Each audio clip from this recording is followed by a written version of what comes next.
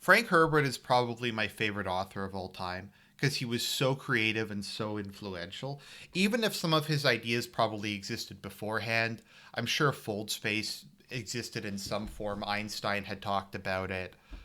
Thinking machines existed beforehand, obviously, in like Asimov's work, etc. He just did a better job of adding a certain mystique to it, adding a certain, I don't know if you want to call it coolness or exoticness or alienness to these concepts that really kind of brought them to life in a way I think very few other authors can do. And his writing style is just so strange and fascinating. It's this interesting mix of like in-depth character motivations and kind of grand historical narrative and ecological ideas. It's just fascinating. And a lot of the things he came up with, or like I said, popularized, have become staples of modern sci-fi. Like Warhammer 40k is basically just one big sloppy love letter to Dune. The Sisters of Battle are based on the Bene Gesserit. The Space Marines are based on the Sardaukar. You even have navigators who are basically the same thing as guild navigators. There's a lot of other similarities. It being science fiction feudalism or like futuristic feudalism, the way society is structured, the worship of a god emperor. All these things are very clearly inspired by Dune. And I think it laid the groundwork kind of in the same way Game of Thrones did, and it kind of laid the groundwork for Game of Thrones in the sense that it kind of, I think, opened up the genre and tried to make people take it more seriously. It was, we can talk about these big ideas. We can say something about humanity and human life that's quite profound. In we can kind of elevate it past kind of this pulpy thing to a higher level of literature. And I think Game of Thrones was very much inspired by Dune, just in the way it has the same political structure, the same kind of character structure, etc. Obviously, it's a lot less spiritually motivated, etc. So, like I said, a lot of things that Frank Herbert popularized or came up with have become memes, sci-fi tropes, or just things you see in sci-fi a lot. You have personal shields, you have Emperor of the Galaxy, the God Emperor, you have futuristic feudalism, you have evil robots. I'm sure that was done before, but I think he did it in kind of a unique way, etc. The Spice Must Flow is a massive meme. Paul Muad'Dib, the whole kind of idea of the reluctant messiah, etc., the inability of people to control the historical process. Once again, I'm sure most of these ideas were previous, but he kind of brought them to life. So I think Frank Herbert's probably his greatest contribution out of all the things he's come up with is the Guild Navigators and the Space and Guild in general, which is going to be the topic of this Sci-Fi Pol Sci. I just wanted to give that introduction to try to set up how important I think this idea was and how influential I think it is. So within the Dune universe, there is conventional faster than light travel. We don't know a ton about it. This was primarily introduced during the prequel trilogy, which a lot of people don't accept as canon, but I do. So they did have some sort of faster than light travel. I don't know how fast it was and like how long it took to get from planet to planet. It kind of varies a bit. I think it takes a couple months or a couple weeks, depending on how far apart the different worlds are. So they did have faster than light travel, but obviously it wasn't instantaneous, and it was kind of a pain. And it limited the amount that the galaxy could be centralized, obviously, because centralization requires near universal communication. And kind of how the synchronized worlds in the Machine Empire had solved this was each world had their own copy of Ominous, and there was update ships that would go from world to world and update the core with the memories of all the other ones, and that was kind of the way of maintaining a somewhat centralized control. But the League of Nobles, which represented humanity, was kind of like the what would eventually emerge as the Carino Empire, but much more decentralized and very, very weak central government, even more so than Carino's empire would eventually become. Within the Dune universe, there's a Deus Ex Machina called the Holtzman effect, which is basically just used to explain any of the fantastical technology. How do you have anti-gravity suspensors? Holtzman effect. Where did you get the personal shields from? Holtzman effect. How can you fold space-time? Holtzman effect. So I'm not going to go into Norma Zenfa's background because that's a whole other can of worms. But basically, she was a sorceress. She was the daughter of the leader of the sorceresses, who would eventually become the Bene Gesserit. Um, and she, in probably the most open display of supernatural powers in the Duneverse, was killed by the thinking machines, but her consciousness was so strong she was able to reform her body. And looking at Holtzman's equations and kind of her ascended state, she was able to calculate that it could be used to fold space time. Now, folding space time, let me try to find a picture of it. Probably the best analogy to folding space time is make a circle or a mark at the end of either side of a piece of paper and then fold it in half so the two sides are touching. The sides are instant, the transmission from one side to the other is instantaneous now, as opposed to having to go all the way around. So basically, you move at infinite velocity from one location to another. How it works exactly, I find it a bit confusing, but the point is it's instantaneous transportation. And this is something that changed everything. I mean, think about it. Think if we had instantaneous transportation. Now, think of tens of thousands of planets, each with their own ecology, their own economies, their own industries, all had instantaneous transportation. Can you imagine what that would do for the economy, for technology, for culture? It allowed the universe to be a lot more connected than it ever had been before. The issue, though, with it is it turns out space is full of stuff, asteroids, dust particles, planets, stars. And these things are very far apart, obviously. There's also gravity wells, and those can pull your ship across or disrupt the Holtzman effect. So even like I said, even though these things are all very far apart, if you're flying like in infinite velocity, hundreds or thousands of light years, there's a decent chance you're going to hit something. So the first fold space ships had a 10% death rate. 10% of the time they would hit something and explode, which is obviously a completely unreasonable death rate to use it as a standard form of transportation. So it was only used for very expensive cargoes.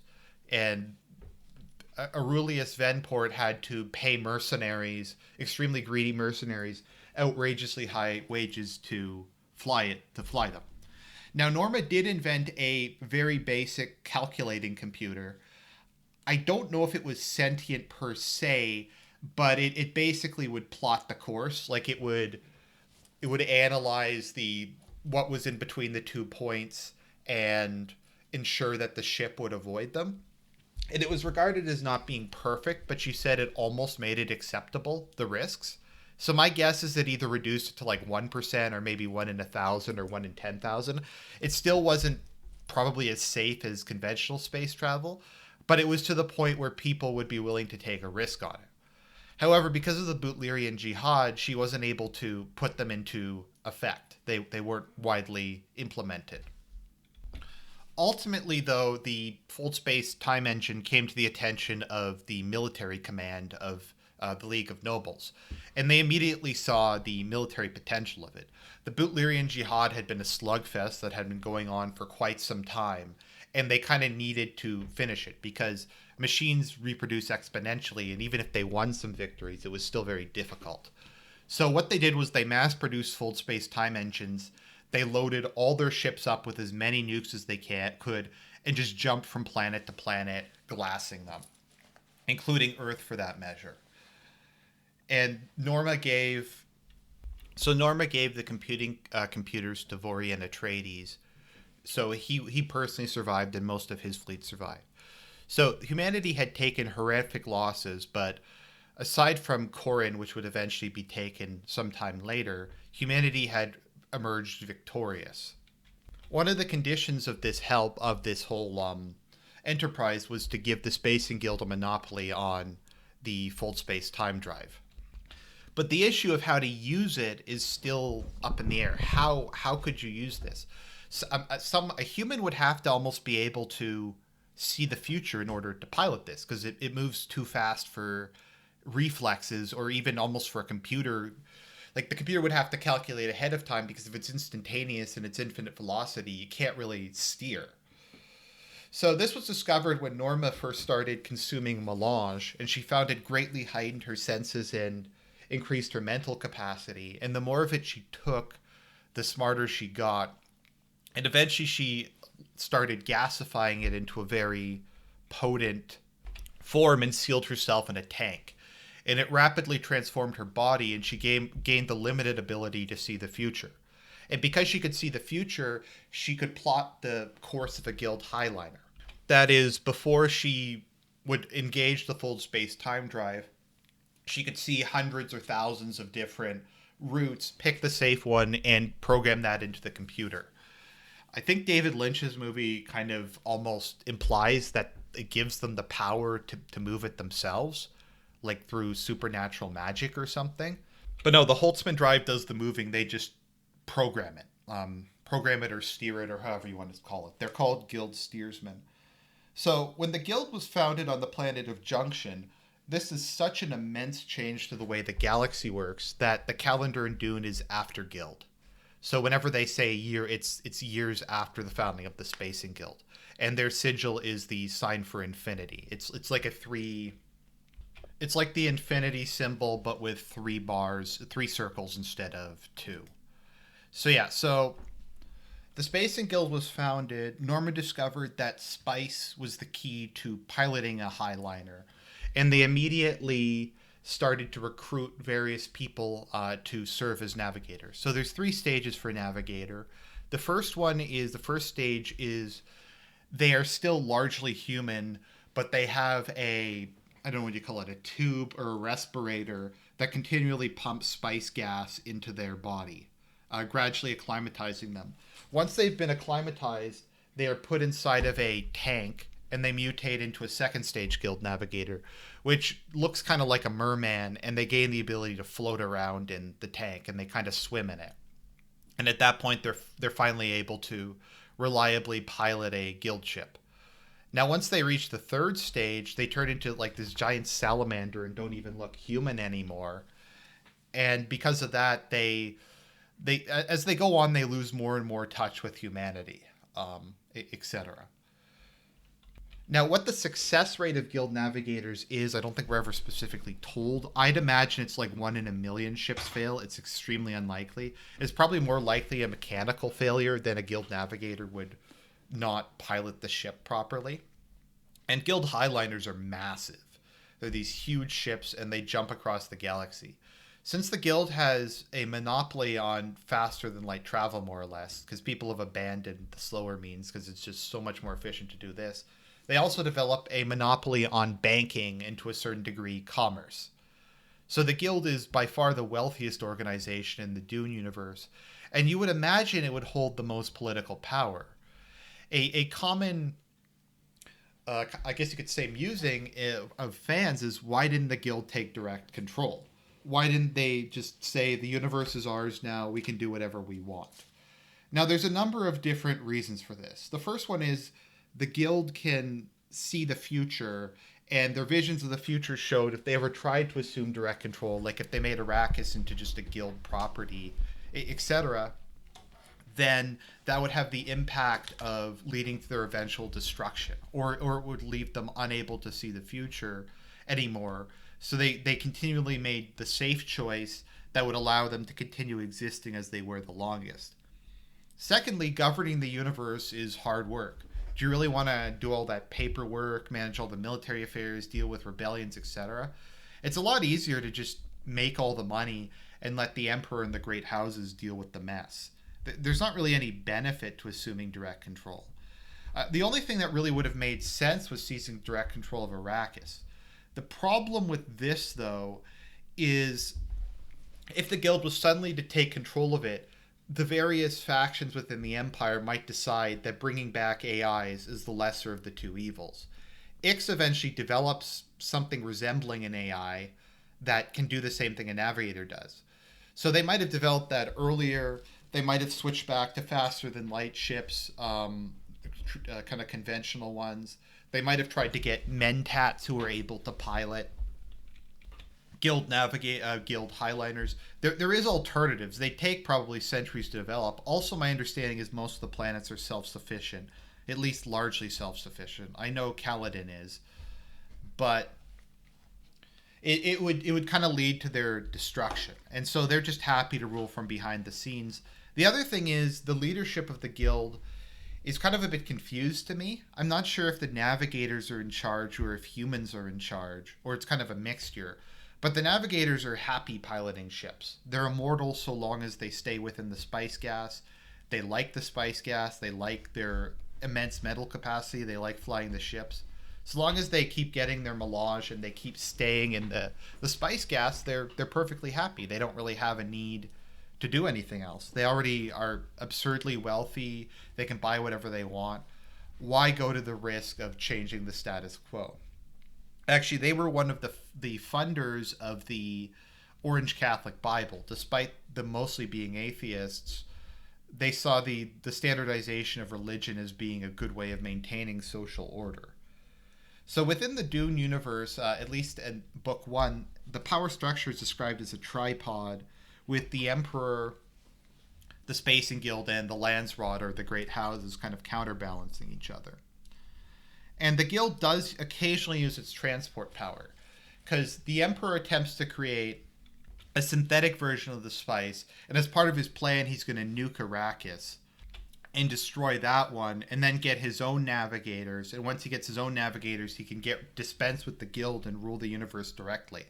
However, they revoke his privileges and strand him there. So there's like the guild peace and the Great Convention. And so if people use things like nukes, the guild will just cut off their privileges. If they target civilian areas, they'll break off their privileges. If they try to start a total war, they'll break off their transport privileges. They are very much interested in maintaining peace and stability and a static society. What eventually happens to the Spacing Guild is they are entirely dependent on melange. So all they can really do to try to solve this issue is to stockpile. And they have immense stockpiles of it, and they just keep stockpiling throughout the various books. But once again, this is not a permanent solution to their dependency. This just means if they were cut off, they could just last a little longer. That's not really a long-term solution. And the spice periodically kind of waxes and wanes. Leto transforms much of Dune's surface into plant life. So the spice production really just kind of falls to a drip. And that makes the Spacing Guild have to be even more conservative, etc., as they don't have access to the same amount of spice anymore. The Tleilaxu eventually invent a way of growing spice in axolotl tanks, and that works for a while, but then they get wiped out by the honored maters. I always find that word hard to pronounce. And so they're kind of back to square one. They also wind up blowing up Arrakis, so they have no supply of spice left, and eventually the navigators begin to die. In order to save some semblance of the guild, they work with the Ixians to develop the no-ship technology, which is a computer that can do the exact same thing as a navigator. Now, whether or not it's better than a navigator or slightly worse than a navigator, I'm not really sure. Some of these details kind of vary book to book, and even if it's explicitly stated that Dune can get a little confused on some of the more technical details because it's more kind of science fantasy like Star Wars. That doesn't really bother me, though. But they switch over to no ships.